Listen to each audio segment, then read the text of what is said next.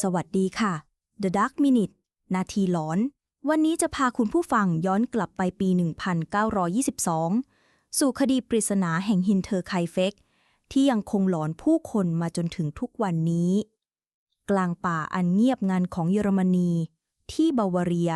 ทางตอนเหนือของมิวนิกส์ ฟาร์มเล็กๆ ที่ผู้คนเรียกว่าฮินเทอร์ไคเฟกเสียงฝีเท้าลึกลับ ดังขึ้นในยามค่ำคืน ประตูที่ถูกงัด ร่องรอยการถูกแอบอาศัยอยู่โดยไม่รู้ตัว และไม่นานหลังจากนั้น ทั้งครอบครัว6 ชีวิตก็ถูกพบเป็นศพด้วยวิธีการฆ่าสุดโหดเหี้ยม ติดตามเรื่องราวสุดสะเทือนขวัญนี้ ดูคลิปเต็มได้ที่ The Dark Minute